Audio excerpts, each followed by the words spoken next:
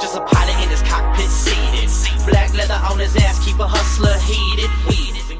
Hello everybody and welcome to the channel. So first thing I wanted to do today was just give a quick little update on the house. As you can see, I got my TV mounted and the walls are all done. Got my desk and a few boxes that I need to ship. And of course on the table is a set of Mickey Thompson drag radials. And that's actually what we're going to be doing today, is taking those over to the tire place to have them installed. Now I'm not going to go to Discount Tire like I usually do. I'm actually going to go to a place up the street. And of course we got the rims here.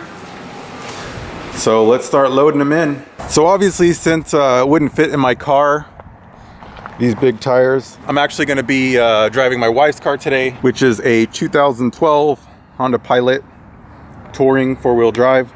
It's actually a pretty nice car. It's kind of old now. I think it has like 70,000 miles on it.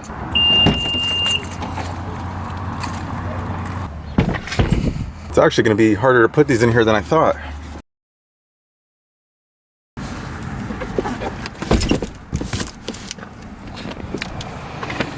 And there goes the last one. So in case anybody was curious, the exact measurements of these rims, there you go. And this was an interesting thing too. So none of the harsh chemicals, which I imagine that goes for every rim these days. All right, looks like success.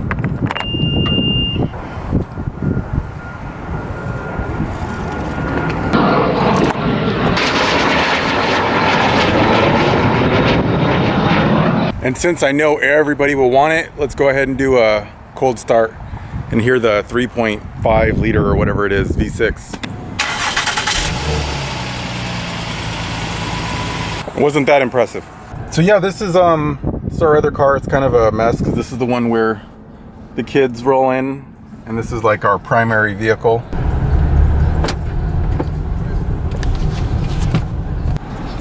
And this is my neighbor's Jeep. This thing is badass. So funny story about that Jeep.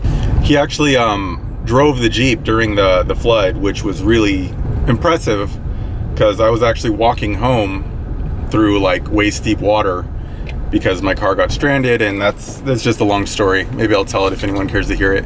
But when I was leaving, like all the cars in the neighborhood and everything were flooded.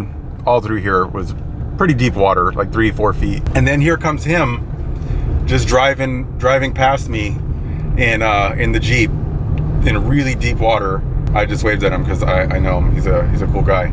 That was just impressive. Like everybody else's cars were flooded, and someone actually took me about halfway to my house in the neighborhood. So I only had to walk in the neighborhood a little bit, but it was just impressive to see him drive through all this water that other trucks were stalling in and a lot of people were getting stuck in, and he just drove right through it. It was really impressive. It made me want to get like a big lifted truck or something, because if there's ever any high water, that's what you want to have. It's got to have a decent lift on it if you want to be able to go through some of the deeper water. You know, something where you can at least go through, 3 or 4 feet of water would probably get you by most of the time.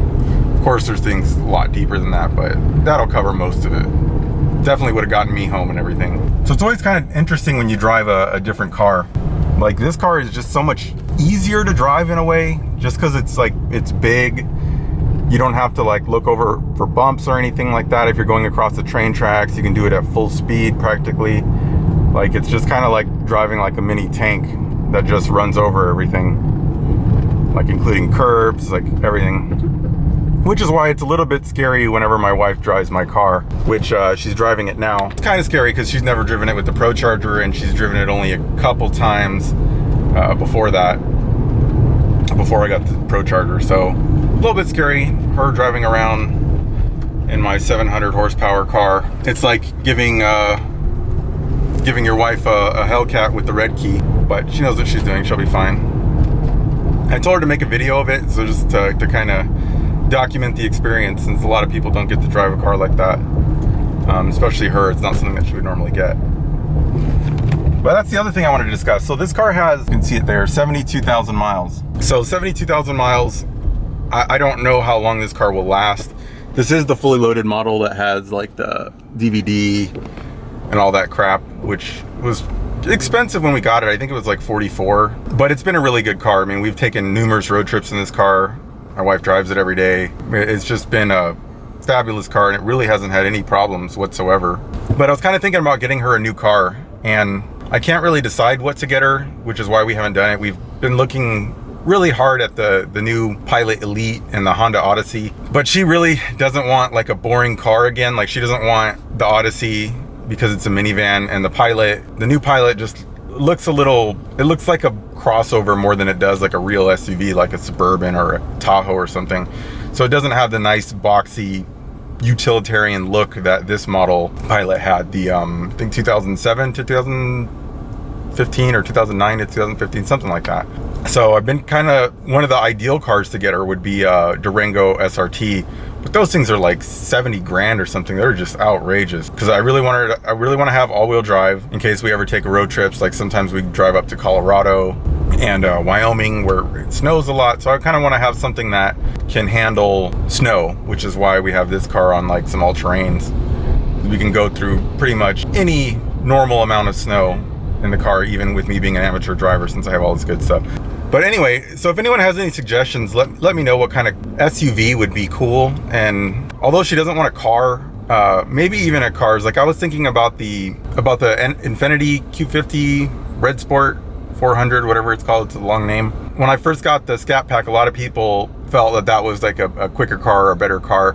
And every time I looked at the specs, I didn't really find that, but I do know you can tune them to get a good like 400 or at least high 300s to the wheels. You know, there's like downpipes and stuff like that. So I know it's a pretty upgradable car. I don't know if you can upgrade it to the point where it's like a 11-second car, but it's kind of a mini GTR, which is cool. It's got a twin turbo V6, and you can get it with all-wheel drive and 400 horsepower, which isn't a little bit, but it's not a lot. It seems pretty good. I kind of want to check one of those out, although it's not an SUV. You know, we'll see if it can kind of meet our needs, and maybe we can keep this car and get rid of the Accord. Let me know your thoughts on that, because that's kind of been bugging me. Because it is always nice to have like a truck or an SUV in case you need to do more utility things, like me putting these tires in the back here. I'm trying to find my tire place. I know it's like somewhere around here. Weird. I think this is it. Oh. Snap, he's closed. What's up with the automotive places being closed on Mondays? Check out that clean Challenger.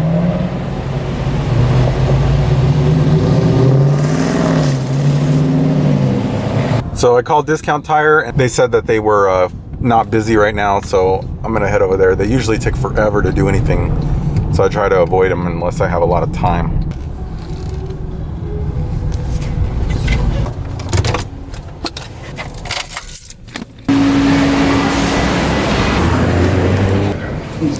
Hey, I needed to get some tires mounted and balanced. Mounted and balanced? Yeah. Did we order tires for you? Or? No, I have them all with me. Let's take a look. I don't know if you need a balance. These kind of tires, they're drag radials. Drag radials? Drag radials. Not necessarily. Yeah, I know sometimes you balance. They're not bias ply or anything. Well, obviously the radials, but I just know the old ones you used to have to balance or not balance, but I'm used to using bias ply. The way these are constructed, they're not built for comfort or anything like that. They're just made to race with. Mm-hmm. So you can even tell like how it's shaped right now. Yeah. It's not perfectly round, so it's not going to be like a comfortable ride for you. I mean, okay. We can balance them up if you want to get a balance. It'll be included in the charge, but it's not necessarily gonna matter much. No, it's not going to matter at all. Okay. Because you're just going to burn them out, right? Well, yeah. I'm not gonna drive them on the street. You think they'll fit? And what? This? And this, yeah. I'm just messing with you. I was about to say, they're for a Charger that has like 600 okay, I was like, bro, 600 I don't think I'll horsepower. be able to mount these on here. I was They're not messing gonna with be you. low at all. Just the look on your face, you're like, I was like, I hope it's not serious. But okay. And it's just 2 and 2? 2 and 2. 1 and 1? Yeah. Let me get you inside real quick, brother. Get you a price and everything. You had me with that, but I mean, I hear some weird questions like that though. I was like, Like this guy's wanting to put 305 drag radials on a Pilot.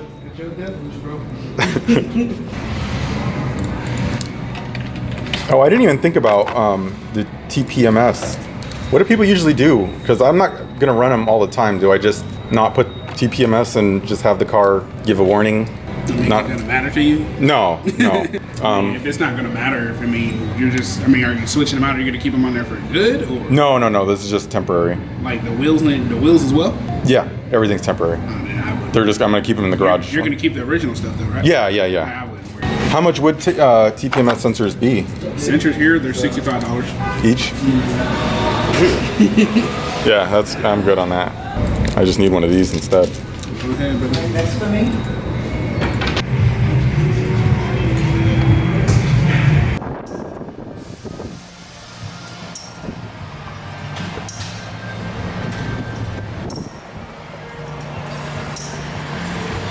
So the total price for that was $36. Not too bad. So now I have the tires mounted and balanced. They actually didn't balance them. They said, I don't know, I just didn't want to putting weights and stuff on it. I just decided I just didn't see the point, since I'm not gonna these aren't gonna be daily drivers. Let me know if that was a bad decision, because the last time I put drag radials on a car was a really long time ago, before they even had these nicer drag radials out. And also the TPMS, so there's no TPMS on those, so the car is gonna wig out a little bit. I'm not sure if it needs that for traction control or anything like that. I don't think it does. I think that's just all about monitoring the pressure and nothing else. I forgot all about the TPMS, so hopefully that's not an issue either. But I will put them on probably tomorrow, or if not the next day, and go play around with them a little bit. I plan on going to the track on Friday and running with both my all seasons and these drag radials. So we'll see what kind of difference it makes. I know it'll make a major difference. As far as the drive shaft safety loop, I'm ordering one from Fast Hemis, I think. It's not too expensive. I think it was like 180 bucks. So that's obviously not gonna be here or installed before I go run at the track. So I'll have it in time for TX2K, so that should be all fine. But as far as going to the track on Friday, I got nothing. So we'll see if they let me race with it. I forgot all about that. I felt like you needed that kind of crap for quicker cars than just a car that's going to do, mid to low 11s. I'm really hoping for 10s, but we'll see. If I can't get 10s out of the car the way it sits, then obviously I'm going to mod it to get some more power. But with 632 wheels, I don't see how I wouldn't run 10s on a big sticky tire. But you never know. I mean, the car is heavy. I gotta weigh it to see the difference, but it was like 4480 before the supercharger, and the supercharger probably added 50 to 100 pounds. So it's not a light car, but with traction and a good amount of power, I hope I can get to the 10s. All right, I'm back at home now. Here's the rims and tires. I'm not gonna put them on the car right now, but I'll just show what it would look like on the car, or try to. All right, and here they are in the wild. I'm gonna put one against the car just to see how it compares in size and everything. All right, so there we go. This is what it'll look like. Looks like it's on the car, doesn't it? Just a really wide tire.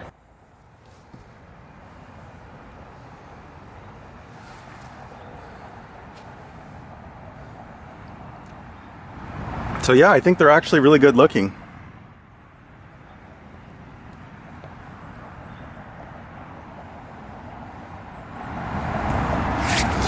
But these are gonna go in the garage and stay in the garage until I get a chance to put them on. And it seems like it's gonna rain, so I might do it tomorrow if it doesn't rain. But anyway, so my wife drove the scatpack here today, and it looks like it's all in one piece.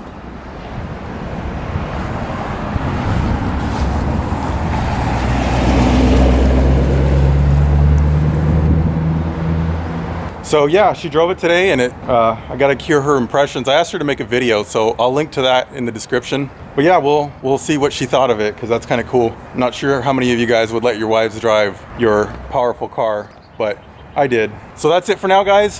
Thanks for watching. Be sure to like and subscribe. Probably this week, tomorrow or Thursday or something, I will get a chance to put these on and give a little 0 to 60 test. So we'll see how it goes. Peace. Just a pilot in this cockpit. on his ass, keep a hustler heated. Weed is engaged in the pavement. Rubber escorts like I'm seeking arrangement. Push the gas, escalate the gauges, escalate hits on the cam girl's page.